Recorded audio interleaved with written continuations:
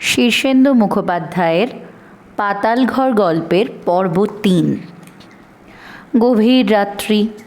মামা আর ভাগ্নে পাশাপাশি দুটো চৌকিতে অঘোরে ঘুমোচ্ছিল। দুদিন খুব খাটাখাটনি গেছে, শরীর দুজনেরই খুব ক্লান্ত। পাড়াটা শান্ত, চুপচাপ।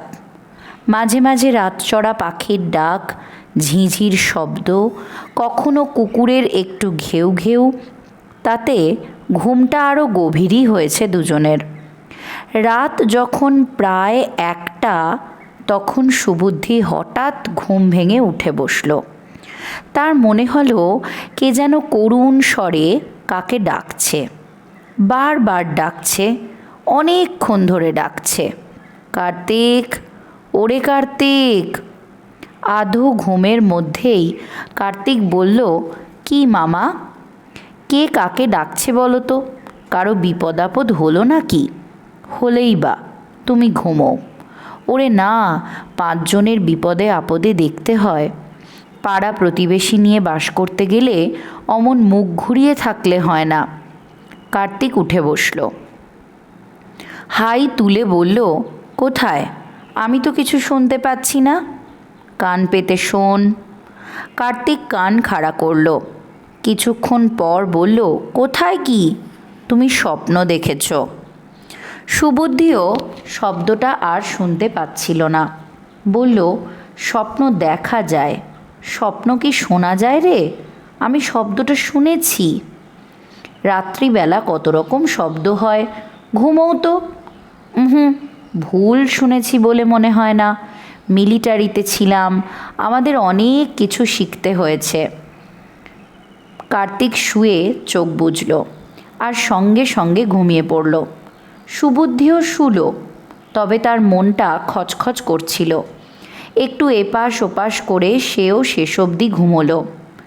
রাত ২টো নাগাদ হঠাৎ কার্তিক ধড়মড় করে উঠে বসে বলল, মামা, ও মামা, শব্দটা শুনেছ? সুবুদ্ধি ঘুম ভেঙে বলল, কিসের শব্দ? তোমার শব্দটাই গো। কে কাকে ডাকছে শোনোনি? সুবুদ্ধি টর্চটা নিয়ে মশারি তুলে বেরিয়ে এলো। চল তো দেখি। ও মামা, এ বাড়িতে ভূত নেই তো? দূর, ভূত থাকলে বাড়িটা এত সস্তা হতো নাকি? ভূতের দাম শুনলি না? তাই তো। কি নাম ধরে ডাকছিল বুঝতে পারলি?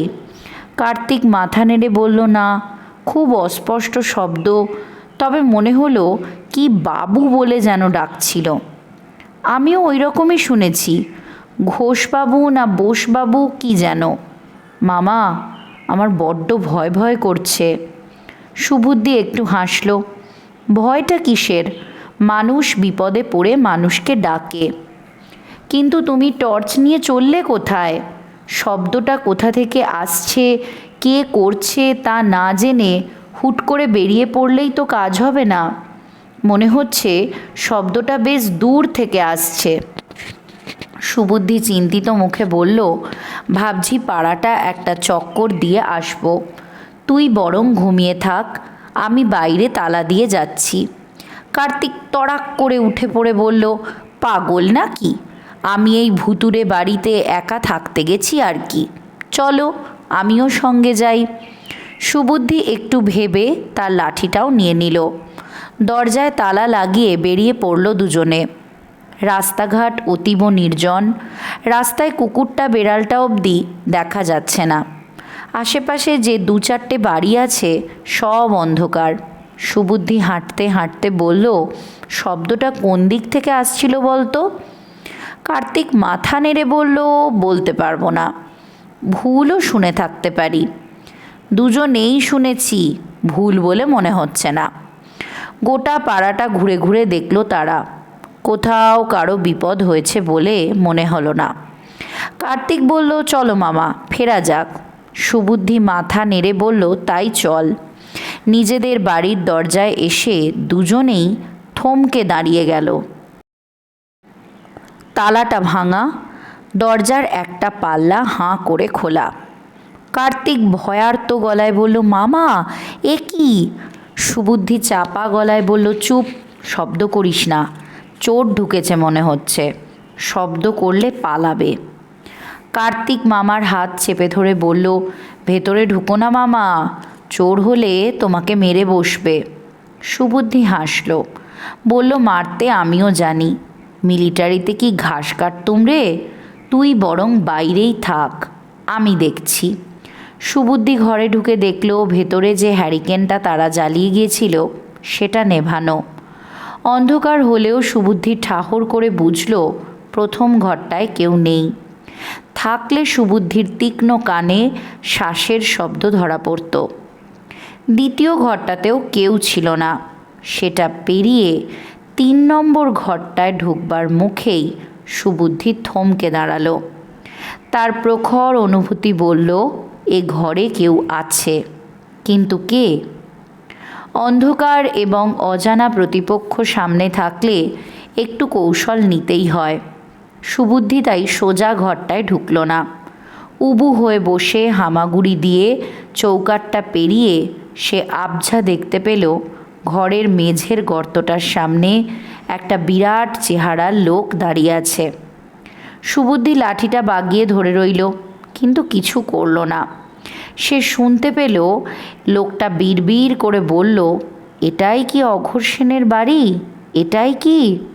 সুবুদ্ধি সাহসী হলেও হিংস্র নয়। সে ধীরে ধীরে উঠে দাঁড়ালো। সুবুদ্ধি একটা গলা খাকারি দিয়ে খুব বিনয়ের সঙ্গে বলল, আজ্ঞে না, এটা অঘোর সেন মশাইয়ের বাড়ি নয়। লোকটা বিদ্যুৎ বেগে ফিরে দাঁড়ালো। অত বড় শরীরটা যে এমন চিতাবাঘের মতো দ্রুত নাড়াচাড়া করতে পারে তা দেখে সুবুদ্ধি অবাক হলো। লোকটা চাপা হিংস্র গলায় বলল, তুই কে? সুবুদ্ধি আরও বিনয়ের সঙ্গে বলল, আমার নাম সুবুদ্ধি, সম্প্রতি এই বাড়িটা কিনেছি। কিছু যদি মনে না করেন তো বলি, তালা ভেঙে বাড়িতে ঢোকাটা আপনার ঠিক হয়নি। চোর ছ্যাঁচোররাই এমন কাজ করে। কথাটা শেষ করেছে কি করেনি, কি যে একটা ঘটে গেল তা সুবুদ্ধি বুঝতেই পারল না। প্রথমে তার মুখে একটা প্রবল ঘুষি মুগুরের মতো এসে পড়ল। তাতেই মাথা অন্ধকার হয়ে গেল সুবুদ্ধির। আর সেই অবস্থাতেই টের পেল কেউ তাকে দুহাতে তুলে নিয়ে গর্তের মধ্যে ছুঁড়ে ফেলে দিল। তারপর সুবুদ্ধির আর জ্ঞান নেই। সুবুদ্ধি কতক্ষণ অজ্ঞান হয়েছিল তা সে বলতে পারবে না। তবে তার জ্ঞান যখন ফিরল তখন সে দুটো জিনিস টের পেল। এক, তার চারিদিকে নিশ্ছিদ্র অন্ধকার, আর 2 হলো সে অজ্ঞান অবস্থাতেই হাঁটু মুড়ে বসে আছে। মিলিটারিতে ছিল বলে সুবুদ্ধির সহ্য শক্তি আর সাহস দুটোই প্রচুর, গায়ের জোরও খুব কম নয়। নিজের অবস্থাটা বুঝতে তার খানিকটা সময় লাগলো। চারিদিকে হাতড়ে দেখল সে একটা অপরিসর গর্তের মধ্যে সেঁধিয়ে গেছে। নিচে ওপরে কোথাও কোনো রন্ধ্র আছে বলে মনে হচ্ছে না। তার ওপরে একটা ফুটো নিশ্চয়ই আছে, নইলে সে এখানে এসে সেঁধোয় কী করে? সুবুদ্ধি উঠে দাঁড়িয়ে ওপর দিকটা হাতড়ে দেখল, কিছুই নাগাল পেল না। চেঁচিয়ে কার্তিককে কয়েকবার ডাকল। বুঝতে পারল ঘরের গর্তটা কেউ বুঝিয়ে দিয়েছে। গলার স্বর ওপরে যাচ্ছে না। সাহসী সুবুদ্ধির একটু ভয় ভয় করতে লাগলো। এখনই যদি কিছু করা না যায় তাহলে এই কবরের মধ্যেই অক্সিজেনের অভাবে তার মৃত্যু অনিবার্য। গর্তের ভেতর ভ্যাপসা গরমে তার শরীর ঘামে ভিজে যাচ্ছে। সুবুদ্ধি ওপরে ওঠার ফিকির খুঁজতে লাগলো। ওপরে ওঠা ছাড়া বেরোবার তো পথ নেই। কাজটা শক্ত নয়। গর্তটার খাঁজে খাঁজে পা রেখে ওঠা সহজ ব্যাপার। সুবুদ্ধি চারিদিকটা হাতড়ে দেখে নিল। নরম মাটি, খাঁজখোঁজও অনেক। সুবুদ্ধি একটা খাঁজে পা রেখে ভর দিয়ে উঠতে গিয়েই হড়াস করে মাটির দেওয়াল খসে ফের নিচে পড়ল। কিন্তু ধৈর্য হারালে চলবে না। নরম মাটিতে আবার একটা গভীর খাঁজ তৈরি করে নিল সে। কিন্তু মাটি বড্ডই নরম। খাঁজ ভেঙে মাটির চাপড়া খসে পড়ে গেল। গাছের শেকড় বাকড় থাকলে ভালো হতো, কিন্তু তা নেই। বারবার চেষ্টা করতে লাগলো সুবুদ্ধি, আর বারবার মাটির চাপড়া ভেঙে পড়ে যেতে লাগলো। সুবুদ্ধি ঘামছে, শ্বাসের কষ্ট এখনও শুরু হয়নি, তবে হবে। তাই সে একটু ধৈর্য হারিয়ে গর্তের একটা দেওয়ালে হাত দিয়ে খুবলে বেশ বড় একটা খাঁজ তৈরি করতে লাগলো। মাটি খানিকটা খুবলে আনতে গিয়েই হঠাৎ একটা কঠিন জিনিসের স্পর্শ পেল সে। মনে হলো যেন পাথর বা ওই জাতীয় কিছু। গর্তটা সে খুবলে আরও একটু বড় করে ফেলল। তারপর হাতড়ে হাতড়ে দেখল। প্রথমটায় পাথর বলে মনে হলেও আরও কিছু মাটি খসাবার পর দরজায় যেমন লোহার কড়া লাগানো থাকে, তেমনই একটা মস্ত এবং ভারী কড়া হাতে পেল। মাটির নিচে চোর কুঠুরি থাকা বিচিত্র নয়। অনেক সময় এসব চোর কুঠুরিতে সোনা দানা টাকা পয়সা পাওয়া যায়। সুবুদ্ধি কৌতূহল বশে ওপরে ওঠার চেষ্টা ছেড়ে কড়াটা নিয়ে নাড়াঘাটা করতে লাগলো। এটা দরজাই হবে, সন্দেহ নেই, কিন্তু খোলা শক্ত, মাটি না সরালে খোলা যাবে না। সুবুদ্ধি একটু জিরিয়ে নিল। ঘাম ঝরে যাচ্ছে, শরীর দুর্বল লাগছে, তেষ্টা পাচ্ছে। এই অবস্থায় হঠাৎ বেশি পরিশ্রম করলে তার দম একেবারেই ফুরিয়ে যাবে। অন্ধকারে সে কিছুই দেখতে পাচ্ছে না, কাজ করছে আন্দাজে আন্দাজে। টর্চটা থাকলে কাজের সুবিধে হতো। সুবুদ্ধি কিছুক্ষণ জিরিয়ে ফের মাটি সরাতে লাগলো। তাড়াহুড়ো করল না। ক্রমে ক্রমে মাটি ঝরে গর্তটা যেন আরও ছোট হয়ে যাচ্ছিল। তবে সামনে ধীরে ধীরে একটা সরু দরজার মতো জিনিস হাতড়ে হাতড়ে বুঝতে পারল সুবুদ্ধি। একটু ধাক্কা দিয়ে দেখল, না, দরজাটা নড়ল না। আবার ধাক্কা দেওয়ার জন্য হাতটা তুলেছিল সে। হঠাৎ তার সর্বাঙ্গ যেন ভয়ে পাথর হয়ে গেল। সর্বাঙ্গে একটা হিম শীতল শিহরণ।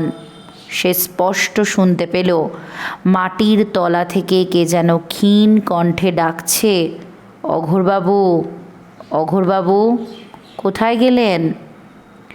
মিলিটারির সুবুদ্ধিরও যেন মাথা গুলিয়ে গেল।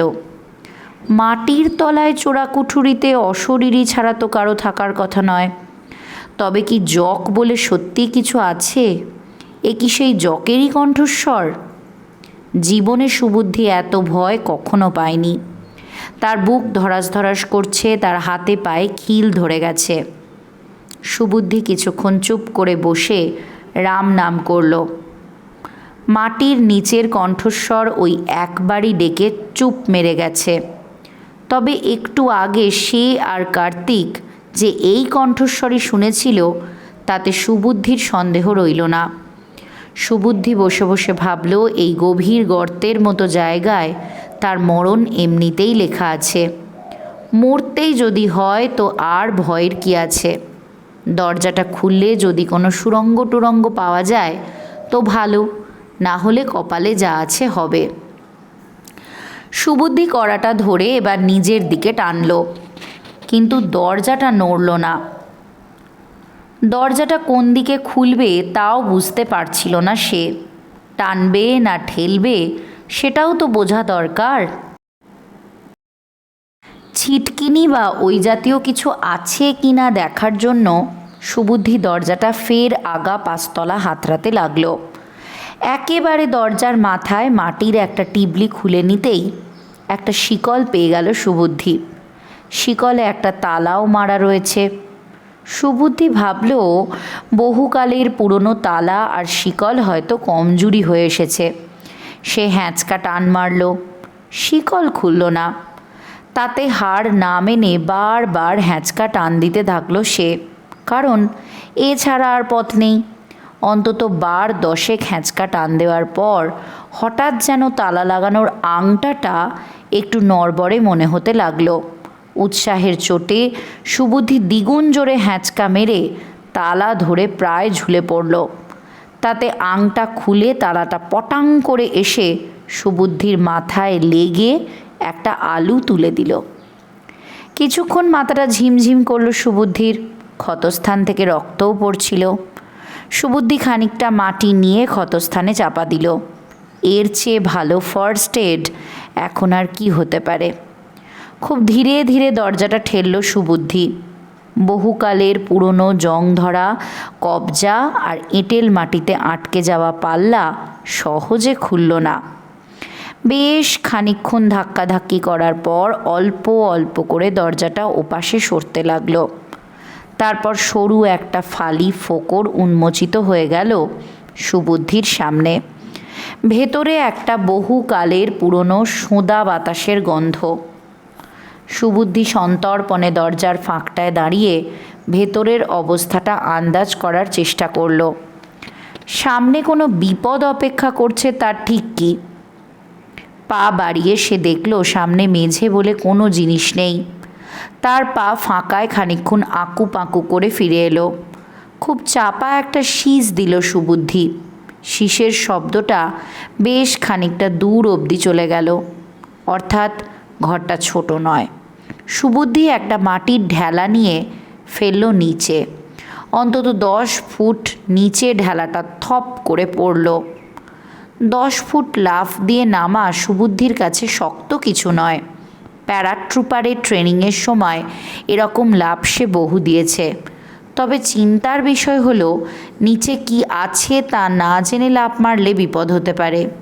নিচে আসবাবপত্র, কাঁচের জিনিস বা পেরেক টেরেক থাকলে বিপদের কথা। সুবুদ্ধি তাই নিচু হয়ে হাত বাড়িয়ে দেখল নিচে নামবার কোনো মই টই কিছু আছে কি না। নেই।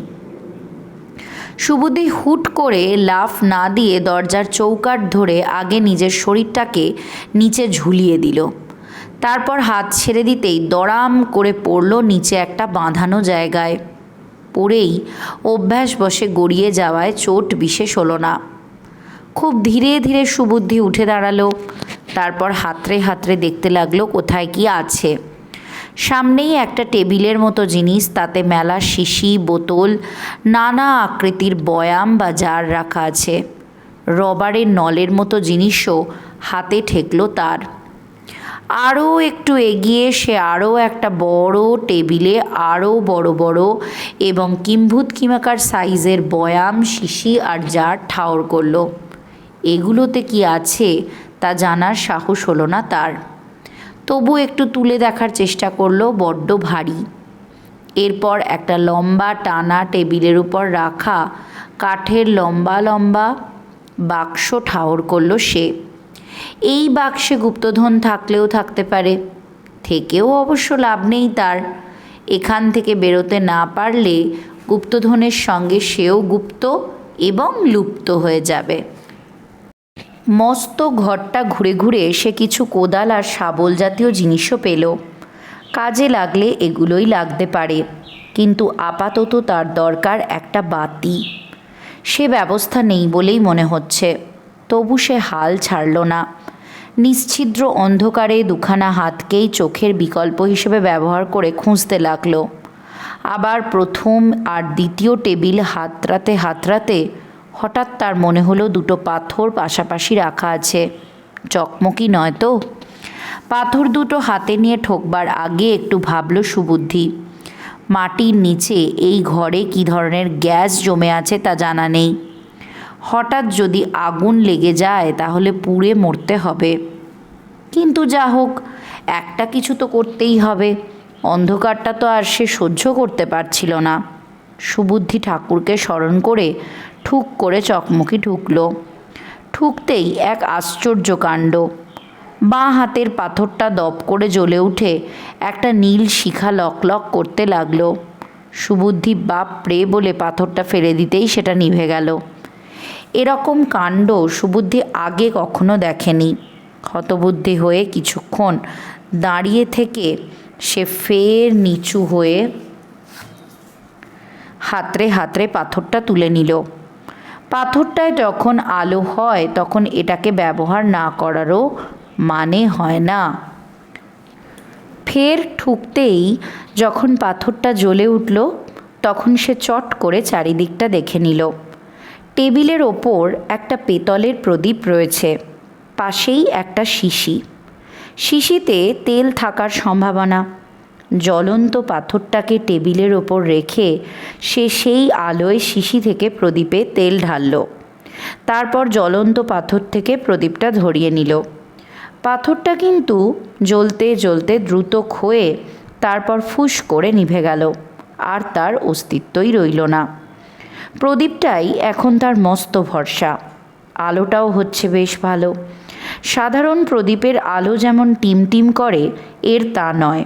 বেশ সাদাটে জোরালো একটা শিখা স্থির হয়ে জ্বলছে। 60 বা 100 ওয়াটের বাল্বের চেয়ে কম নয়। হতে পারে অনেকক্ষণ অন্ধকারে ছিল বলেই আলোটা এত বেশি উজ্জ্বল লাগছে তার চোখে। ঘরখানা বেশ বড়, অন্তত 20 ফুট লম্বা আর 15 ফুট চওড়া হবে। চারিদিকে টেবিল, আর টেবিলের ওপর নানা কিম্ভূত যন্ত্রপাতি, শিশি, বোতল আর জারের অভাব নেই। একধারে লম্বা টেবিলের ওপর পরপর 3টে কাঠের লম্বা বাক্স। বাইরে থেকে গোটা কয়েক নল বাক্সগুলোর মধ্যে কয়েকটা ফুটো দিয়ে গিয়ে ঢুকেছে। সুবুদ্ধি চারিদিকে ভালো করে চেয়ে চেয়ে দেখল। তার মনে হচ্ছিল এটা আদ্যিকালের কোনো বৈজ্ঞানিক গবেষণাগারই হবে। খুবই বিস্ময়কর ব্যাপার। হাতলোলা পিতলের প্রদীপটা নিয়ে সে চারদিক একটু ঘুরে দেখল। ঝুল, ধুলো, মাকড়সা এই নিচের ঘরেও কিছু কম জমেনি। একধারে একটা কাঁচ বসানো আলমারিতে অনেক বই সাজানো আছে। চামড়ায় বাঁধানো বইগুলোর নাম পড়া গেল না, কাচে ময়লা জমে যাওয়ায়। হঠাৎ তার সর্বাঙ্গে হিমশীতল একটা শিহরণ বয়ে গেল। কে যেন শীষ দেওয়ার মতো চিকন তীব্র স্বরে ডেকে উঠল, অঘোরবাবু, অঘোরবাবু, আপনি কোথায়? এত চমকে গিয়েছিল সুবুদ্ধি যে আর একটু হলেই প্রদীপটা তার হাত থেকে পড়ে যেত। স্বরটা এত তীব্র যে সেটা এ ঘর থেকেই হচ্ছে বলে মনে হলো তার। কিন্তু এ ঘরে কে থাকবে? অশরীরী অবশ্য হতে পারে। কাঁপা হাতে প্রদীপটা শক্ত করে ধরে সে ধীরে ধীরে লম্বাটে বাক্সগুলোর দিকে এগোলো। ভয় পেতে পেতে সে ভয় পাওয়ার শেষ সীমানায় পৌঁছে গেছে। এখন যা থাকে কপালে তাই হবে। প্রথম বাক্সটার ডালা খুলতে গিয়েই সে টের পেল খোলা সহজ নয়, বজ্র আঁটুনি আছে। সুবুদ্ধি প্রদীপটা ধরে ভালো করে বাক্সটা দেখল। বাক্সের গায়ে একটা পুরনো বিবর্ণ কাগজ সাঁটা। তার গায়ে বাংলা হরফেই কিছু লেখা আছে। সুবুদ্ধি নিচু হয়ে দেখল, পুঁথিতে যেমন থাকে তেমনি অদ্ভুত হাতের লেখায় সাবধান করা হয়েছে, ইহা শ্বাস নিয়ামক যন্ত্র। বাক্সটি দয়া করিয়া খুলিবেন না, খুলিলে যন্ত্র বিকল হইবার সম্ভাবনা। দ্বিতীয় বাক্সটার গায়েও একটা বিবর্ণ কাগজ। তাতে লেখা, ইহাতে মত আবিষ্কৃত অমৃত বিন্দুর সঞ্চার ঘটিতেছে। বৎসরে 1 ফোঁটা মাত্র অমৃত বিন্দু দেহে প্রবেশ করিয়া তাহা সজীব রাখিবে। বাক্সটি দয়া করিয়া খুলিবেন না। তৃতীয় বাক্সটার গায়েও কাগজ সাঁটা। তাতে লেখা, এই ব্যক্তির নাম সনাতন বিশ্বাস। অদ্য 1845 খ্রিস্টঅব্দের সেপ্টেম্বর মাসের 30 তারিখে ইহার বয়ঃক্রম 28 বৎসর হইবেক। সনাতন অতীব দুষ্টু প্রকৃতির লোক। তাহার অখ্যাতি বিশেষ রকমের প্রবল। আমার গবেষণার জন্য ইহাকেই বাছিয়া লইয়াছি। সনাতনকে নিদ্রাভিভূত করিতে পারিলে গ্রামের মানুষ হাঁফ ছাড়িয়া বাঁচিবে। সনাতন অবশ্য সহজে ধরা দেয় নাই, কৌশল অবলম্বন ও প্রলোভন প্রদর্শন করিতে হইয়াছে। যে গভীর নিদ্রায় তাহাকে অভিভূত করা হইয়াছে তাহা সহজে ভাঙিবার নহে। যুগের পর যুগ কাটিয়া যাইবে, তবু নিদ্রা ভঙ্গ হইবে না। সনাতনের শ্বাসক্রিয়া ও হৃদযন্ত্রের স্পন্দনের মাত্রা অতিশয় হ্রাস করা হইয়াছে। ফলে তাহার শরীরে শোণিত চলাচল মন্দীভূত হইবে এবং ক্ষয় এক প্রকার হইবেই না। এ ব্যাপারে আমি হিক সাহেবের পরামর্শ লইয়াছি। অমৃত বিন্দুর সঞ্চার যদি অব্যাহত থাকে তবে সনাতনের প্রাণ নাশের আশঙ্কা নাই। ভবিষ্যতের মনুষ্য যদি সনাতনের সন্ধান পাইয়া থাকেন, তাহা হইলে তড়িঘড়ি করিবেন না। বাক্সটির পাশেই ইহা খুলিবার একটি চাবি পাইবেন। বাক্সটি খুব সন্তর্পণে খুলিবেন। সনাতনকে কি অবস্থায় দেখিতে পাইবেন তাহা অনুমানের বিষয়। আমি সে বিষয়ে ভবিষ্যৎবাণী করিতে পারিব না। তাহার গাত্রে একটি সবুজ প্রলেপ মাখানো আছে। মুখে ও নাকে নল দেখিবেন। বাক্সটি খুলিয়া খুব সন্তর্পণে কিছুক্ষণ বায়ু চলাচল করিতে দিবেন। সনাতনের শিয়রে একটি শিশিতে একটি তরল পদার্থ রাখা আছে। শত বা শতাধিক বৎসর পর তাহা হয়তো কঠিন আকার ধারণ করিবে। শিশিটি আগুনের উপর ধরিলেই পুনরায় ইহা তারল্য প্রাপ্ত হইবে। সনাতনকে হাঁ করাইয়া এই শিশি হইতে সামান্য তরল পদার্থ তাহার মুখে ঢালিয়া দিবেন। তৎপর নাকের ও মুখের নল খুলিয়া দিবেন। অনুমান করি সনাতন অতঃপর চক্ষু মেলিবে। জগদীশ্বরের কৃপায় যদি সত্যই সে চক্ষু মেলিয়া চাহে এবং পুনরুজ্জীবিত হয়, তাহা হইলে আমার গবেষণা সার্থক হইয়াছে বলিয়া ধরিতে হইবে। কিন্তু সেই সাফল্যের আস্বাদ লাভ করিবার জন্য আমি তখন ধরাধামে থাকিব না। মহাশয়, পূর্বেই বলিয়াছি, সনাতন অতীব দুষ্ট প্রকৃতির লোক। পুনরুজ্জীবিত হইয়া সে কি আকার ও প্রকার ধারণ করিবে তাহা আমার অনুমানের অতীত। তবে তাহাকে যে সকল প্রলোভন দেখিয়াছি, তাহার ফলে সে যে আমার অনুসন্ধান করিবে তাহাতে সন্দেহ নাই। ঈশ্বর প্রসাদাৎ আমি তখন পরলোকে। সনাতনের বাহানা আপনাদেরই সামলাইতে হইবে। আমি শ্রী অঘোর সেন সম্পূর্ণ সুস্থ মস্তিষ্কে এই বিবরণ দাখিল করিলাম। সুবুদ্ধি হতবুদ্ধি হয়ে কিছুক্ষণ দাঁড়িয়ে রইল। কি করবে বা করা উচিত তা প্রথমটায় বুঝতে পারল না। তবে কৌতূহল জিনিসটা বড়ই সাংঘাতিক। শত বিপদের ভয় থাকলেও কৌতূহলকে চেপে রাখা কঠিন। চাবিটি জায়গা মতোই পাওয়া গেল। সুবুদ্ধি চাবিটা নিয়ে বাক্সের গা তালায় ঢুকিয়ে ঘুরিয়ে দিল। তারপর ধীরে ধীরে ডালাটা তুলে ফেলল। কি দেখবে, কাকে দেখবে ভেবে ভয়ে কিছুক্ষণ চোখ বন্ধ করে রইল সুবুদ্ধি। তারপর চোখ খুলে হাঁ করে চেয়ে রইল। অঘোর সেন তার বিবরণে যা লিখেছেন তা যদি সত্যি হয়, তাহলে লোকটা 150 বছরেরও বেশি ঘুমিয়ে রয়েছে এবং লোকটার বয়স 178। সেই তুলনায় সবুজ রঙের লোকটাকে নিতান্তই ছোকরা দেখাচ্ছে। একটু রোগাভোগা চেহারা ঠিকই, তবে 150 বছর ধরে মাসে মাত্র 1 ফোঁটা করে অমৃতবিন্দু খেয়ে বেঁচে থাকলে রোগা হওয়ারই কথা। কিন্তু তেমন সাংঘাতিক রোগা নয়। লোকটা অঘোরে ঘুমোচ্ছে। বুকের ওঠানামা বা শ্বাস চলাচল বোঝাই যাচ্ছে না। সুবুদ্ধিকে চমকে দিয়ে হঠাৎ লোকটা সেই অস্বাভাবিক চিকন স্বরে ডেকে উঠল, অঘোরবাবু, অঘোরবাবু, আপনি কোথায়?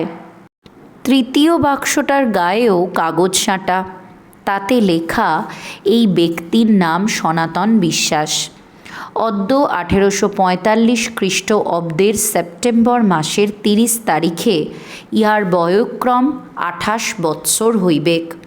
সনাতন অতীব দুষ্টু প্রকৃতির লোক। তাহার অখ্যাতি বিশেষ রকমের প্রবল। আমার গবেষণার জন্য ইহাকেই বাছিয়া লইয়াছি। সনাতনকে নিদ্রাভিভূত করিতে পারিলে গ্রামের মানুষ হাঁফ ছাড়িয়া বাঁচিবে। সনাতন অবশ্য সহজে ধরা দেয় নাই। কৌশল অবলম্বন ও প্রলোভন প্রদর্শন করিতে হইয়াছে। যে গভীর নিদ্রায় তাহাকে অভিভূত করা হইয়াছে তাহা সহজে ভাঙিবার নহে। যুগের পর যুগ কাটিয়া যাইবে, তবু নিদ্রা ভঙ্গ হইবে না।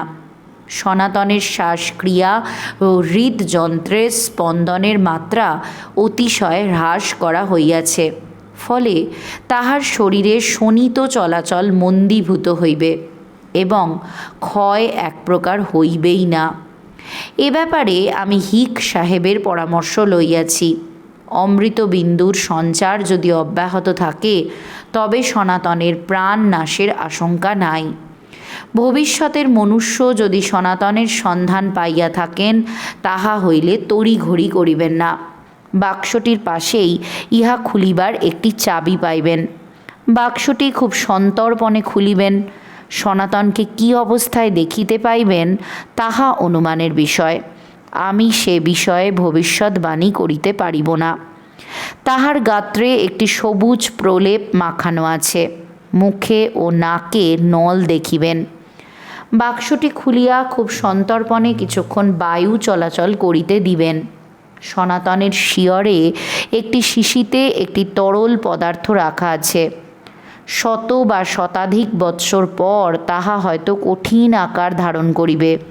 শিশিটি আগুনের উপর ধরিলেই পুনরায় ইহা তারল্য প্রাপ্ত হইবে। সনাতনকে হাঁ করাইয়া এই শিশি হইতে সামান্য তরল পদার্থ তাহার মুখে ঢালিয়া দিবেন। তৎপর নাকের ও মুখের নল খুলিয়া দিবেন। অনুমান করি সনাতন অতঃপর চক্ষু মেলিবে। জগদীশ্বরের কৃপায় যদি সত্যই সে চক্ষু মেলিয়া চাহে এবং পুনরুজ্জীবিত হয়, তাহা হইলে আমার গবেষণা সার্থক হইয়াছে বলিয়া ধরিতে হইবে। কিন্তু সেই সাফল্যের আস্বাদ লাভ করিবার জন্য আমি তখন ধরাধামে থাকিব না। মহাশয়, পূর্বেই বলিয়াছি, সনাতন অতীব দুষ্ট প্রকৃতির লোক। পুনরুজ্জীবিত হইয়া সে কি আকার ও প্রকার ধারণ করিবে তাহা আমার অনুমানের অতীত।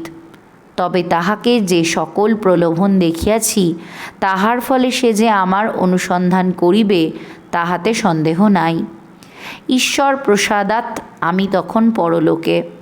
সনাতনের বাহানা আপনাদেরই সামলাইতে হইবে। আমি শ্রী অঘোর সেন সম্পূর্ণ সুস্থ মস্তিষ্কে এই বিবরণ দাখিল করিলাম। সুবুদ্ধি হতবুদ্ধি হয়ে কিছুক্ষণ দাঁড়িয়ে রইল। কি করবে বা করা উচিত তা প্রথমটায় বুঝতে পারল না।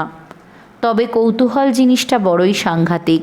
শত বিপদের ভয় থাকলেও কৌতূহলকে চেপে রাখা কঠিন। চাবিটি জায়গা মতোই পাওয়া গেল। সুবুদ্ধি চাবিটা নিয়ে বাক্সের গা তালায় ঢুকিয়ে ঘুরিয়ে দিল। তারপর ধীরে ধীরে ডালাটা তুলে ফেলল। কি দেখবে, কাকে দেখবে ভেবে ভয়ে কিছুক্ষণ চোখ বন্ধ করে রইল সুবুদ্ধি।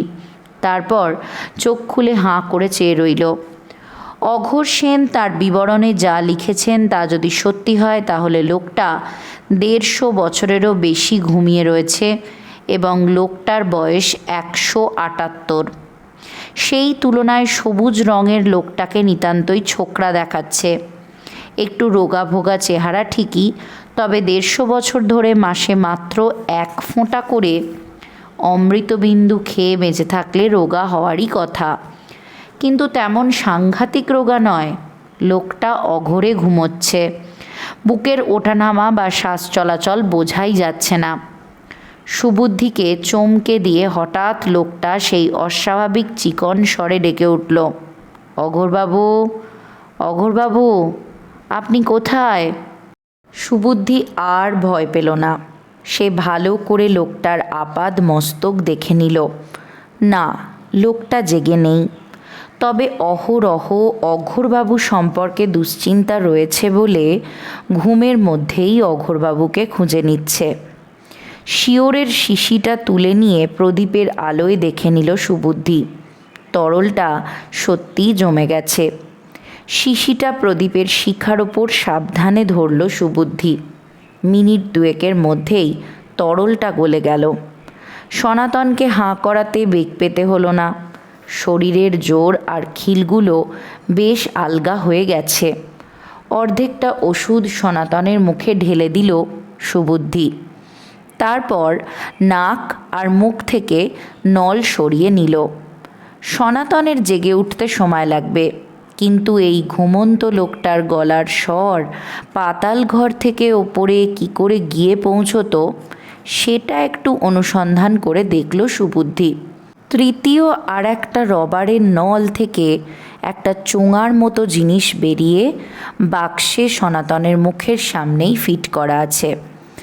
নলের অন্য প্রান্ত একটা ড্রামের ভেতর গিয়ে ঢুকেছে ঘরের কোণে। সেখান থেকে ফের ওপরে উঠে ঘরের ছাদের ভেতরে গিয়ে অদৃশ্য হয়েছে।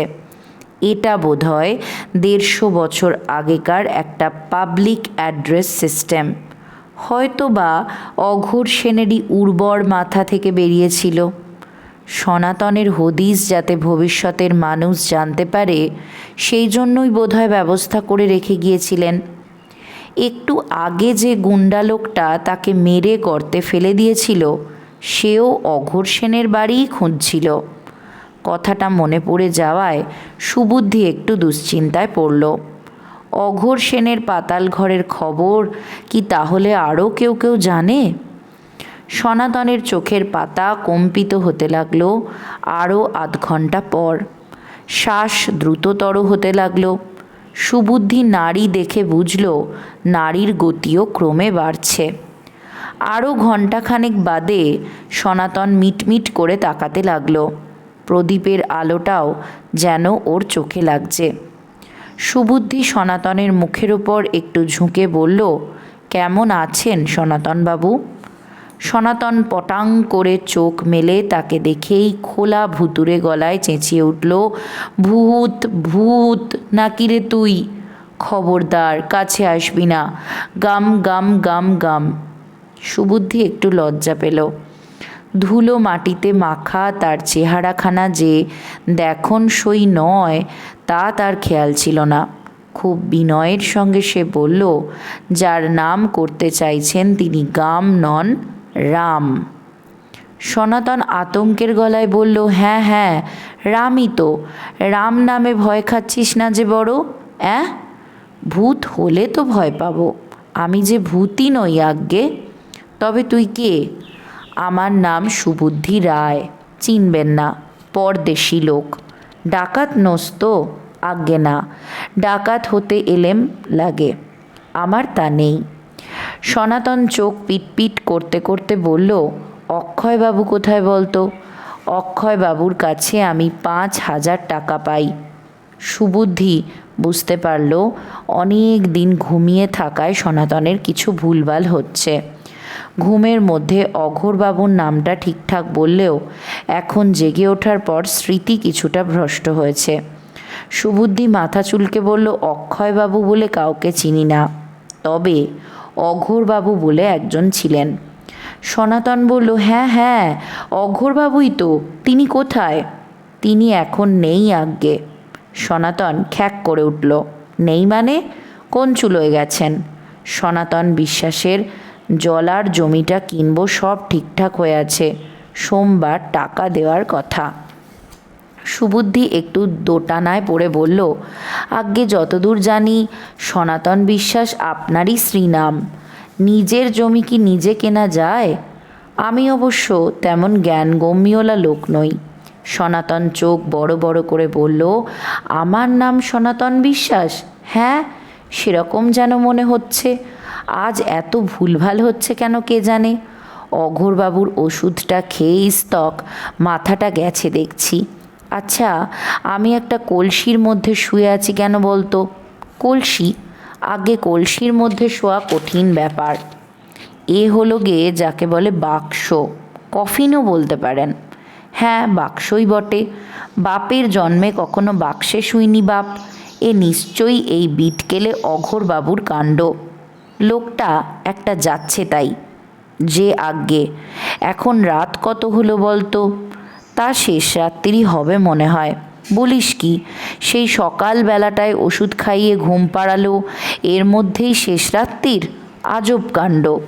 মাঝখানে যে 150 বছর কেটে গেছে সেটা আর ভাঙল না সুবুদ্ধি। ওরে, আমাকে একটু ধরে তোলতো, শরীরটা জুত লাগছে না, মাথাটাও ঘুরছে। আরও একটু শুয়ে থাকতে পারলে হতো, কিন্তু তার জো নেই। গরুগুলোকে জাবনা দিয়ে মাঠে ছেড়ে আসতে হবে।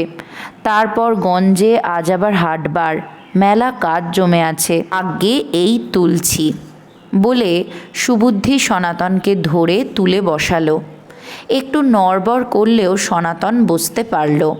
চারদিকটা প্রদীপের আলোয় চেয়ে দেখে বলল, বড্ড ধুলো ময়লা পড়েছে দেখছি। সকালবেলাটায় তো বেশ পরিষ্কার ছিল।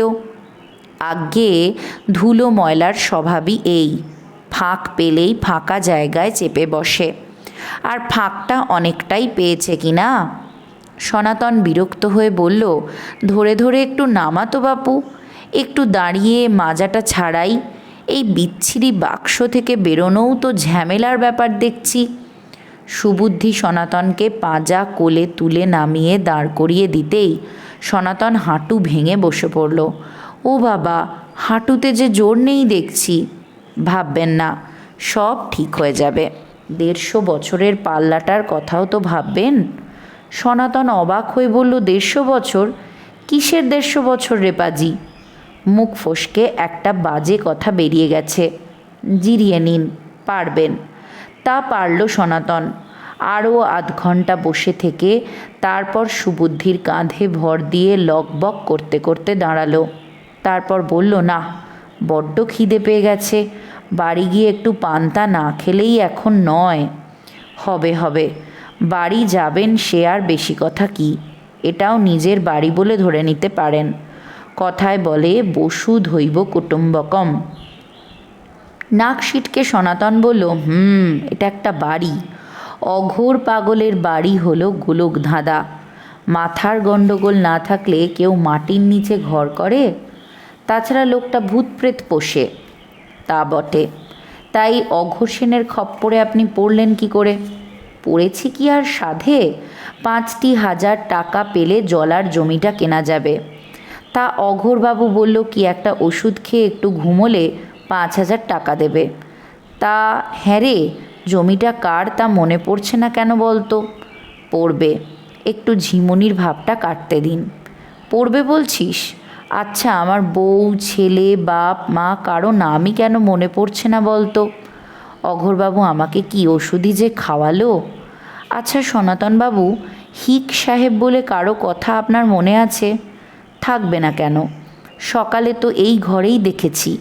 তোকে চুপি চুপি বলে রাখি, ওই হিক সাহেব কিন্তু আস্ত ব্রহ্মদত্তী বটে। কীরকম ব্যাপার বলুন তো? সনাতন চারদিকটা চেয়ে দেখে নিয়ে বলল, ও মনুষ্যী নয় রে। তাহলে কি? বললুম না, ব্রহ্মদত্তী বা দানো। ইয়া উঁচু চেহারা, দত্তী দানোর মতো মস্ত শরীর, দেখিসনি? আজ্ঞে না, ও না দেখাই ভালো। যা বলেছিস। তা হিক সাহেব কোথা থেকে আসে জানিস? আকাশ থেকে। তার মস্ত একটা কৌটো আছে। সেই কৌটোটা যখন আকাশ থেকে নামে তখন নন্দপুরে বিনা মেঘে বিদ্যুৎ চমকায়। সুবুদ্ধি অবাক হয়ে বলল, কৌটোতে কি থাকে আজ্ঞে? কেন, হিক নিজেই থাকে। ব্যাটা প্রেত লোক থেকে নেমে আসে, আবার প্রেত লোকেই ফিরে যায়। বড় সাংঘাতিক লোক। ব্রহ্মদত্তীটার সঙ্গে মাখামাখি করেই তো অঘোর সেনের মাথাটা বিগড়ল। নইলে একটু ঘুম পাড়াবার জন্য কেউ 5,000 টাকা কবুল করে? হে হে হে। কিন্তু তোকে এসব কথা বলছি কেন বলতো? তুই ব্যাটা আসলে কে? দেখে তো মনে হচ্ছে এইমাত্র খেতে নিরেন দিয়ে এলি। আগে ওই রকমই কিছু ধরে নিন। এবার একটু জোর পাচ্ছেন শরীরে? পাচ্ছি। তাহলে এবার পা তুলতে হচ্ছে কর্তা। এই গর্তের ভেতর থেকে এবার না বেরোলেই নয়। কাজটা শক্ত হবে। সনাতন একটু হাঁটাহাঁটি করল নিজের পায়েই। একটু টালমাটাল হচ্ছিল বটে, কিন্তু কয়েকবারের চেষ্টায় পেরেও গেল। বলল, কিন্তু অঘোরবাবু টাকাটা তো এখনও দিল না, গেল কোন চুলোয়?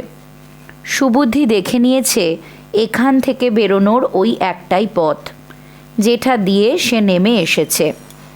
ভরসা এই যে এ ঘরে দূরদর্শী অঘোরবাবু শাবল টাবলের জোগাড় রেখেছেন, ভবিষ্যতে দরকার হতে পারে ভেবেই।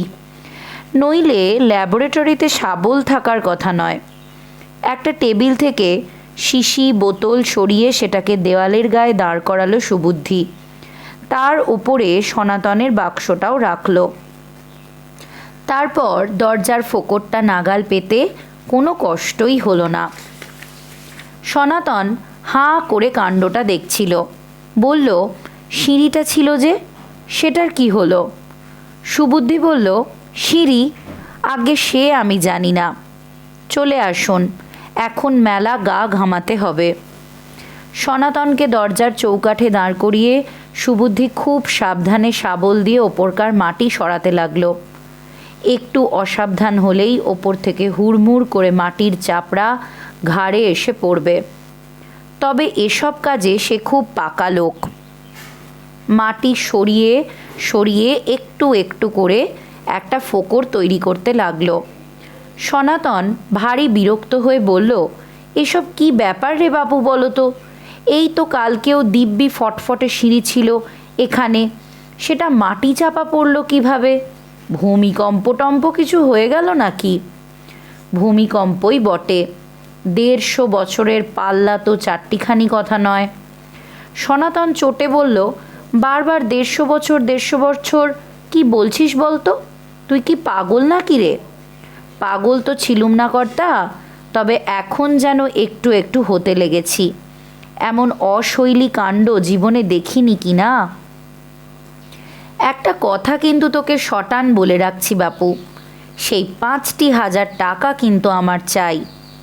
অঘোর সেন কোথায় পিত্তান দিল জানি না, তাকে না পেলে তোর কাছ থেকেই আদায় করব।